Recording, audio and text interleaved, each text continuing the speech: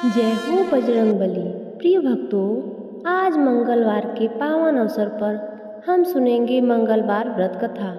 मंगलवार व्रत कथा सुनने से भक्त की सभी बाधाएं दूर होती है, सभी के कष्ट मिटते हैं। इसलिए इस कथा को अवश्य श्रवण करें। जो भी भक्त मंगलवार का व्रत करते हैं तथा कथा श्रवण करते हैं, उनके जीवन से सारे दुख दरिद्र मिट जाते हैं। अब आइए भक्तों, सुनते हैं मंगलवार व्रत कथा, सभी मनोकामनाओं को पूर्ण करने वाली दुर्लभ कथा। प्रिय भक्तों, आज मंगलवार का व्रत है। पौराणिक मान्यता के अनुसार मंगलवार को ही प्रभु श्री राम जी और हनुमान जी का प्रथम बार मिलन हुआ था।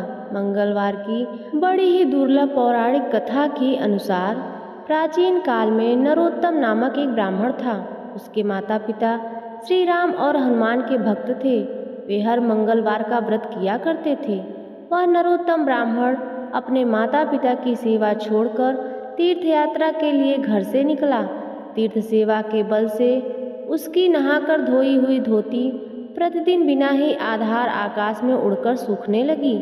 इस प्रकार कुछ समय बीतने पर उस ब्राह्मण को अहंकार हो गया और वह कहने लगा कि मेरे समान पुण्यवान और यशस्वी मनुष्य संसार में दूसरा नहीं है। उसी समय दैवयोग से एक बगुले ने उसके मुंह पर बीट कर दिया। इससे उसको बड़ा ही क्रोध हुआ और उसने बगुले को श्राप दे डाला। श्राप देते ही बगुला पृथ्वी पर पड़कर भस्म हो गया। इस जीव हिंसा के फल से ब्राह्मण के मन में मोह हो गया। उसकी गीली धोती जो अब तक बिना ही आधार आकाश में सूखती हुई उसके साथ चलती थी, अब नहीं चलती। जीव हिंसा के पाप से उसकी यह सिद्धि जाती रही। इस घटना से ब्राह्मण को बड़ा ही दुख हुआ। उधर ब्राह्मण के माता पिता हर मंगलवार का व्रत किया करते थे। ऐसे ही उसकी माता ने मंगलवार के दिन अपने बेटे की मंगल कामना और सद्बुद्धि के लिए भगवान से प्रार्थना की। उधर यह आश्चर्यजनक घटना घटती है। एक दिन नरोत्तम दास के पास एक आकाशवाणी हुई कि हे ब्राह्मण, तुम परम धार्मिक मूक चांडाल के पास जाओ। वहां जाने पर तुम्हें धर्म के असली मर्म का पता लगेगा और उसके उपदेश से तुम्हारा मंगल होगा। इस आकाशवाणी को सुनकर ब्राह्मण मूक चांडाल के घर गया। वहां जाकर ब्राह्मण ने देखा कि वह चांडाल सवेरे से माता पिता की सेवा में लगा हुआ है। जाड़े के दिनों में वह गर्म जल, तेल, अग्निताप, तांबूल और बहुत से रुई के बिछौने लिए मधुर अन्न और दूध देता। बसंत ऋतु में मधुर सुगंधित माला और अन्य रुचिकर पदार्थों से तथा गर्मी के दिनों में पंखे से हवा करके उनकी सेवा करता। नित्य उनकी सेवा करने के बाद वह भोजन ग्रहण करता। इस प्रकार वह चांडाल सर्वदा माता पिता की थकान मिटाने और उनको सुख पहुँचाने के काम में लगा रहता। प्रिय भक्तों, इसके इस पुण्य के बल से विष्णु भगवान उसके घर में बहुत दिनों तक निवास करने लगे। ब्राह्मण ने उस चांडाल के घर में एक ऐसे कमरे में जो बिना ही खंभों के खड़ा था, त्रिभुवनेश्वर महापुरुष अन्य प्राणियों से अतुल्य तेजोमय महासत्व विष्णु भगवान को सुंदर ब्राह्मण शरीर से चांडाल के घर की शोभा बढ़ाते हुए देखा। तदंतर उसने आश्चर्य भरकर मूक चांडाल से कहा कि चांडाल, तू मेरे पास आ। मैं तेरी सहायता से परम पद पाने की इच्छा रखता हूँ। सब लोगों के लिए, खासकर मेरे लिए जो हितकर हो, मुझको तू वही उपदेश कर।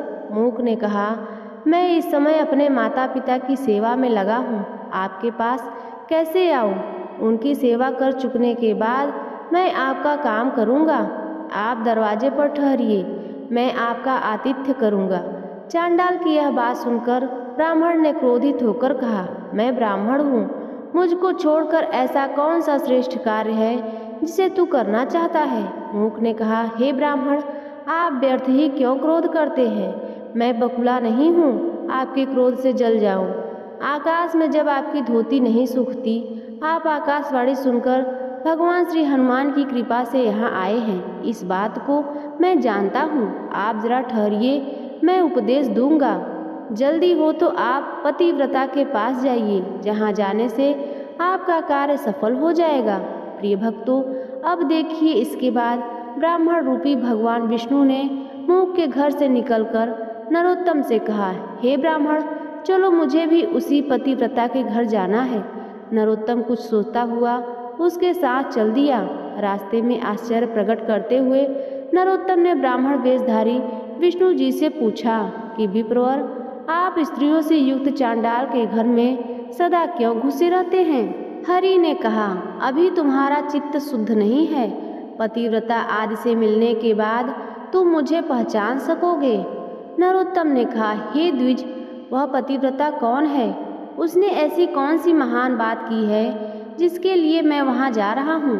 श्री हरि ने कहा, जैसे नदियों में गंगा, मनुष्यों में राजा और देवताओं में जनार्दन श्रेष्ठ हैं, वैसे ही स्त्रियों में पतिव्रता प्रधान है। जो पतिव्रता स्त्री नित्य पति की प्रिय हित कार्य से रत रहती है, वह दोनों कुलों का उद्धार करती है और प्रलय पर्वत स्वर्ग में रहती है। उसका पति अगर स्वर्ग से गिरता है तो वह सार्वभौम राजा होकर पृथ्वी पर जन्म लेता है और पतिव्रता उसकी रानी होकर सुख भोग करती है। इस प्रकार बारंबार स्वर्ग राज्य का उपभोग करके अनवरत वे दोनों मुक्त हो जाते हैं। अब नरोत्तम ने फिर पूछा कि वह पतिव्रता कौन है, उसके क्या लक्षण हैं?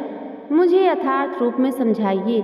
श्री हरि ने कहा, जो स्त्री पुत्र की अपेक्षा 100 गुने स्नेह से पति की सेवा करती है और शासन में उसे राजा के समान मानती है, वह स्त्री पतिव्रता है। जो स्त्री काम काज में दासी, रति काल में रंभा, भोजन कराने में जननी और विपत्ति काल में सत परामर्श देने वाली होती है, वही पतिव्रता है। जो स्त्री मन, वाणी, शरीर या कर्म से कभी पति के विरुद्ध आचरण नहीं करती, वह पतिव्रता है। जो केवल अपने पति की सेज पर ही सोती है, नित्य पति की सेवा करती है, कभी कृपणा अभिमान नहीं करती, मान अपमान में पति को समभाव से देखती है, वही साक्षात पतिव्रता है।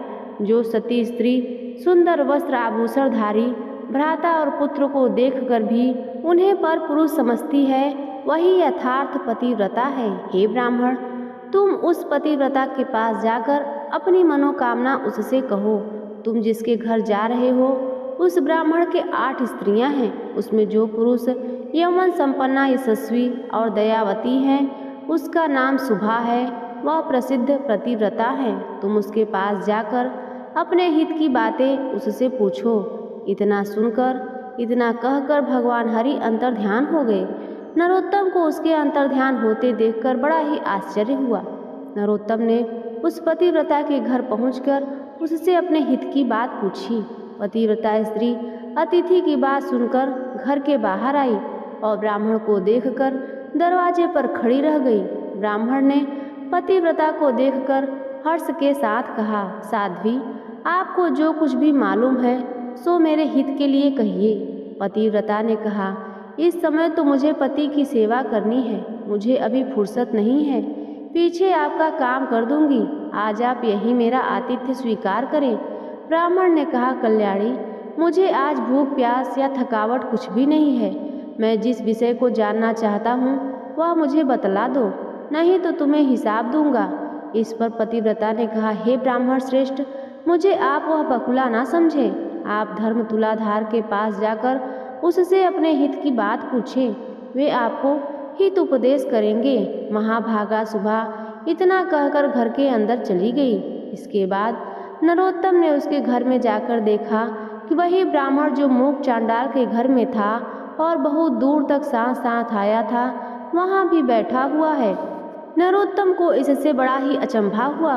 उसने ब्राह्मण रूपधारी विष्णु के पास जाकर कहा कि हे देशांतर, मेरे संबंध में जो घटना हुई है, मालूम होता है आपने ही इस लोगों से उसे कह दिया है, नहीं तो चांडाल और पतिव्रता को मेरी उस घटना का हाल कैसे मालूम होता।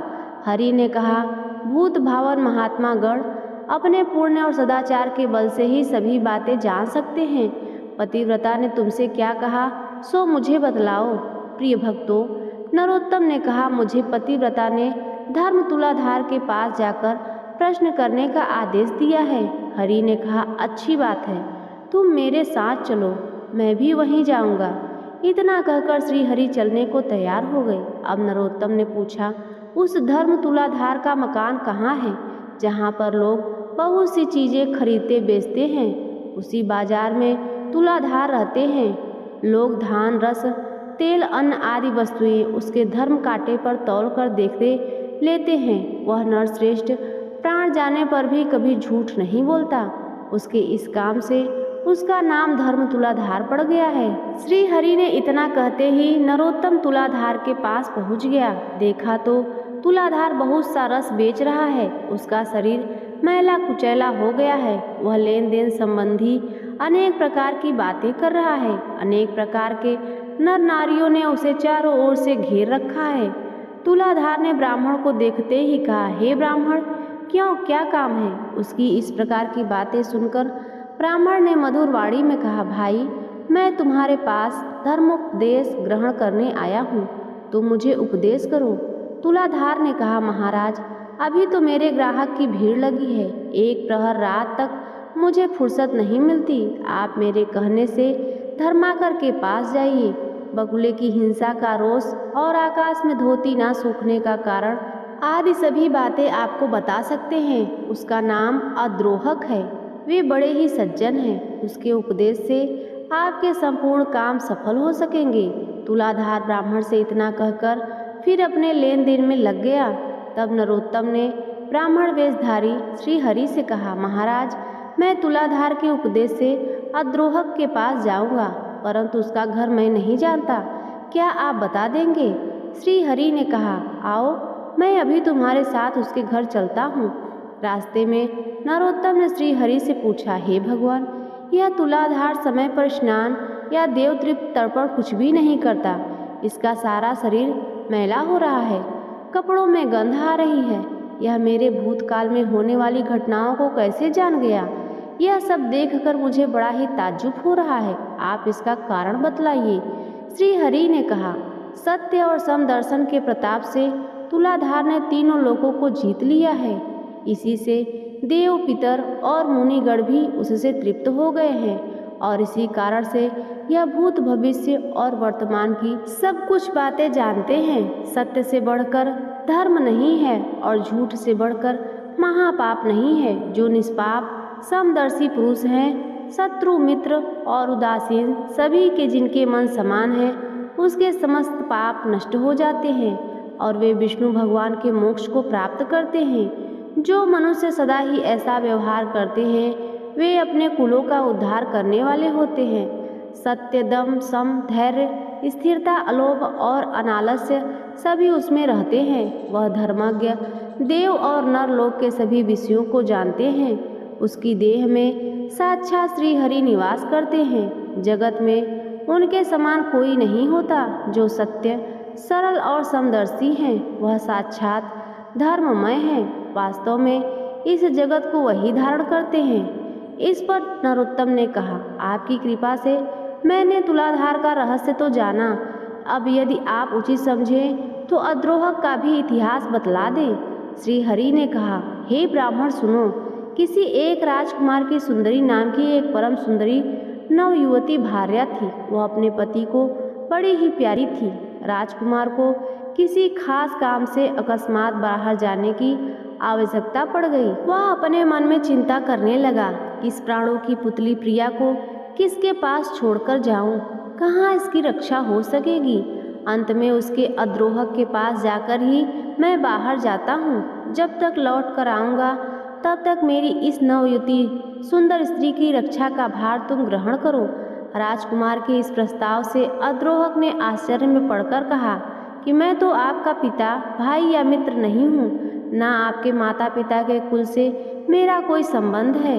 आपकी पत्नी से भी मेरा कोई कौटुंबिक संबंध नहीं है। इस अवस्था में मेरे घर अपनी स्त्री को रखकर आप कैसे आश्वस्त हो सकते हैं? राजकुमार ने कहा, संसार में आपके समान धर्मज्ञ और जितेंद्रिय पुरुष दूसरा कोई नहीं है।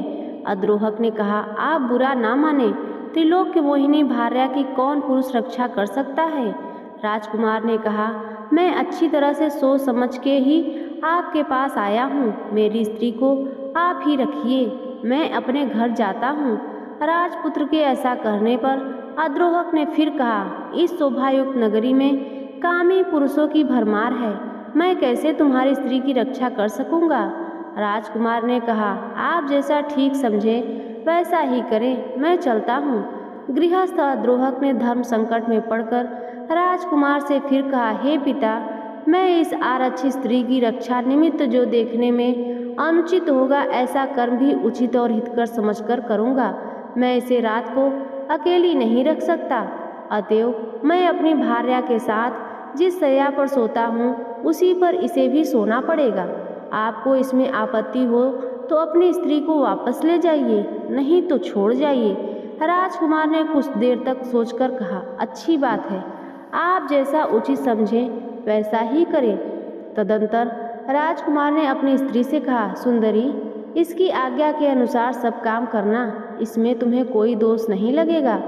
राजपुत्र इतना कहकर अपने पिता नरेश की आज्ञा के अनुसार वहां से चला गया। अद्रोहक ने रात को वही किया। वही धार्मिक पुरुष रात को अपनी स्त्री और राजपुत्र पत्नी के बीच में एक शैया पर सोने लगा, परंतु धर्म पद से कभी डिगा नहीं। राजकुमार पत्नी का नींद में कभी अंग प्रदर्शन होता तो उसे अपनी जननी के अंग के समान प्रतीत होता। वह इस प्रकार अपने मन और इंद्रियों को जीत कर रहता था। इस प्रकार 6 महीने बीतने पर राजकुमार विदेश से लौटकर घर आया। अब बिरादरी वालों ने पूछा, हे राजकुमार, तुम्हारी स्त्री पीछे से कहाँ रही? उसने कहा, अद्रोहक के घर। कुछ युवकों ने व्यंग में कहा, अच्छा किया, जो अपनी स्त्री अद्रोहक को दान कर दिए गए हैं वही रात को उसके साथ सोता था। स्त्री पुरुष के एक साथ सोने पर भी क्या कहीं संयम रह सकता है? इस तरह लोग तरह तरह के दोष लगाने लगे। अद्रोहक को इस बात का पता लगा, तब उसने जनापवाद की निवृत्ति के लिए काठ की एक चिता बनवाई जिसमें आग लगा दी। इसमें ही राजपुत्र वहां आ पहुंचा।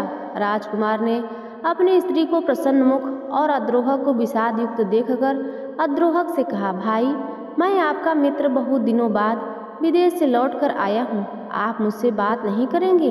अद्रोहक ने कहा, मैंने आपकी स्त्री को घर रखकर बदनामी मोल ले ली है। उस बदनामी को दूर करने के लिए मैं आज अग्नि में प्रवेश करूंगा। संपूर्ण देवता मेरे कृत्य को देखें। इतना कहकर अद्रोहक धधकती हुई अग्नि में कूद पड़ा, परंतु आश्चर्य की उसका एक बाल भी बांका नहीं हुआ। देवतागण आकाश से साधुवाद करने लगे। चारों ओर से पुष्प वर्षा होने लगी। जिन लोगों ने अद्रोहक पर दोष लगाया था उनके मुखों पर कुष्ठ रोग हो गया। देवताओं ने आकर उसको अग्नि से निकाला। मुनियों ने विस्मित होकर सुंदर पुष्पों से उसकी पूजा की। फिर महातेजस्वी अद्रोहक ने भी उन सब की पूजा की। सुर, असुर और मनुष्य ने मिलकर अद्रोहक को नाम सज्जनाद्रोहक रखा। उसकी चरण रस से पृथ्वी हरी भरी हो गई।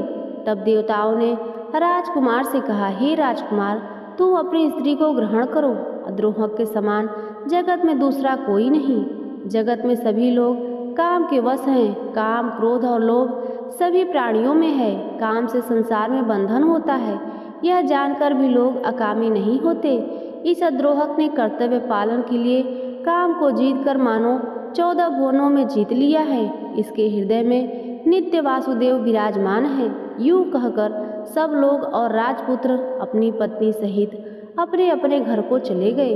उस समय अद्रोहक को कायजल के प्रताप से दिव्य दृष्टि प्राप्त हो गई। वह तीनों लोगों की बातों को अनायास देखने और जानने में समर्थ हो गया। प्रिय भक्तों, इस प्रकार बातें होते होते नरोत्तम ब्राह्मण अद्रोहक के घर पहुंच आया। नरोत्तम अद्रोहक से धर्म का तत्व पूछा। अद्रोहक ने कहा, हे धर्मज्ञ विप्रोत्तम, वैष्णव के घर जाइए, उसके दर्शन से ही आपकी मनोकामना पूर्ण हो जाएगी, क्योंकि उससे श्री हरि स्तुति करते करते मंगलवार का व्रत भी किया है और यह मंगलवार माता पिता को पूजने वाले तथा श्री राम की भक्ति करने वाले श्री हनुमान जी को समर्पित है। हे विप्र, तुमने बड़ा ही धर्म कार्य किया है जो तुम यहाँ तक पहुँचे हो। तुम्हारी माता भी एक व्रत करती है जिसको मैं विस्तार पूर्वक बाद में वर्णन करूँगा। फिर वह आपके सभी भेद जैसे कि बकुले की मृत्यु और धोती सूखने आदि की सभी बातें आपको बता सकते हैं। नरोत्तम यह सुनकर ब्राह्मण वेशधारी विष्णु के साथ पुरुषोत्तम वैष्णव के घर आया। नरोत्तम ने देखा कि वैष्णव परम शुद्ध, शांत, समस्त उत्तम लक्षणों से युक्त और अपने तेज से दीप्तिमान हो रहा है। धर्मात्मा नरोत्तम ने उस ध्यानस्थ भगवत भक्त से कहा, मैं बहुत दूर से आपके पास आया हूँ, आप मुझे उपदेश दीजिए। वैष्णव बोले, हे देवश्रेष्ठ, भगवान श्री हरि सदा ही तुम पर प्रसन्न है। हे ब्राह्मण, आज तुम्हें देखकर मेरे मन में बड़ा आह्लाद हो रहा है। मेरे घर में भगवान के दर्शन से तुम्हारा अतुलनीय कल्याण होगा, तुम्हारा मनोरथ पूर्ण होगा। नरोत्तम ने कहा, आपके घर में विष्णु भगवान कहाँ विराजमान है? कृपा कर मुझे दिखला दे। वैष्णव ने कहा, इस रमणीय देव मंदिर में प्रवेश करते हुए भगवान के दर्शन कर घोर और घोर पाप और जन्म कर्म के बंधनों से छूट जाएंगे। वैष्णव के इन वचनों को सुनकर नरोत्तम ने मंदिर में प्रवेश करके देखा कि भगवान की मूर्ति की जगह वही ब्राह्मण वेशधारी विष्णु उसी रूप में पद्म आसन में बैठे हुए हैं। नरोत्तम ने उनको देखते ही मस्तक द्वारा प्रणाम कर उनके चरण पकड़ लिए और कहा, हे देवेश, मैं आपको पहले पहचान न सका, आप मुझ पर कृपा होइए। हे प्रभु, मैं इस लोक और परलोक में आपका दास बना रहूं। हे मधुसूदन, मुझ पर कृपा दृष्टि कीजिए। यदि वास्तव में आपकी मुझ पर कृपा है तो अपने स्वरूप का दर्शन मुझे कराइए। भगवान ने कहा, हे भूदेव, तुम्हारे प्रति सर्वदा ही मेरा स्नेह है। स्नेह के वश होकर ही मैं भक्तों को दर्शन दिया करता हूँ। पुण्य आत्मा पुरुषों को एक बार के दर्शन, स्पर्श, ध्यान, कीर्तन और तिलक धारण करने से ही पूर्ण लोक की प्राप्ति होती है। उनके नित्य संग से सारे पाप छूट जाते हैं और अंत में वह उसका संग करने वाला मुझसे मिल जाता है। तुम मेरे भक्त हो। बकुले के वध से तुम्हें जो पाप हुआ है उसकी निवृत्ति के लिए तुम फिर उसी मूक के पास जाओ। मूक चांडाल पुण्य आत्माओं के प्रधान तीर्थ रूप हैं। उसके दर्शन और मेरे साथ संभाषण होने के कारण ही तुम मेरे मंदिर में आ सके हो। जो करोड़ों जन्मों तक निष्पाप रहते हैं वही धर्मात्मा पुरुष मेरा दर्शन करने में समर्थ हो सकते हैं। अतएव अब तुम अपने इच्छित वर मांगो। ब्राह्मण ने कहा, हे सर्वलोकेश्वर, मैं यही चाहता हूँ कि मेरा मन सर्वदा आप में ही लगा रहे, आपके सिवा और किन्हीं भी पदार्थों में मेरा मन ना हो। भगवान ने कहा, अब तुम्हारी बुद्धि का ऐसा विकास हो गया है, तब तुम्हारी इच्छा जरूर पूर्ण होगी। परंतु तुम्हारे माता पिता जो श्री हनुमान के भक्त हैं, श्री रामचंद्र जी के नित्य प्रति उनका पाठ किया करते हैं, अब तक तुम्हारी सेवा से वंचित हैं। तुम अपने माता पिता की सेवा कर चुकने के बाद मुझ में विलीन हो सकोगे। तुम्हारे माता पिता के दुख भरे लंबे लंबे श्वासों की वायु से तुम्हारा तप नष्ट होता रहता है। अतएव तुम पहले उनकी पूजा करो। जिस पुत्र पर माता पिता का कोप पड़ता है उसको नरकगामी होने से शिव ब्रह्मा कोई नहीं बचा सकते। इसलिए तुम अपने माता पिता के पास जाकर बड़े यत्न से उनकी पूजा करो और उनके इत्र श्री राम हनुमान के दर्शन और उनके व्रत को सफल बनाओ। तदंतर उनके प्रसाद से तुम मुझे प्राप्त कर सकोगे। भगवान के यह वचन सुनकर ब्राह्मण ने फिर हाथ जोड़कर कहा, हे नाथ अच्युत, आप मेरे यदि ऊपर प्रसन्न हैं तो एक बार अपने दिव्य रूप का दर्शन कराइए। तदंतर प्रसन्न होकर भगवान ने प्रेमवश ब्राह्मण को अपने स्वरूप का दर्शन कराया। ब्राह्मण ने देखा पुरुषोत्तम हरि शंख, चक्र, गदा, पद्म धारण किए हुए हैं। उनके तेज से समस्त जगत परिपूर्ण हो रहा है। वे ही संपूर्ण लोगों के कारण हैं। उनसे दंडवत प्रणाम करके गदगद वाणी से कहा, हे अच्युत, आज मेरा जन्म सफल हो गया। मेरे नेत्र प्रसन्न और दोनों हाथ साध्य हो गए हैं। मैं आज धन्य हो गया। आज मेरे कुल के लोग सनातन ब्रह्म लोक को चले गए। मेरा समस्त मनोरथ आज पूर्ण हो गया। तो प्रेम से बोलिए, बजरंग बली हनुमान की जय। प्रिय भक्तों, आज की कथा यदि आपको अच्छी लगी हो तो वीडियो को लाइक और चैनल को सब्सक्राइब अवश्य करिए और कमेंट में प्रभु के नाम का जयकारा अवश्य लगाइए।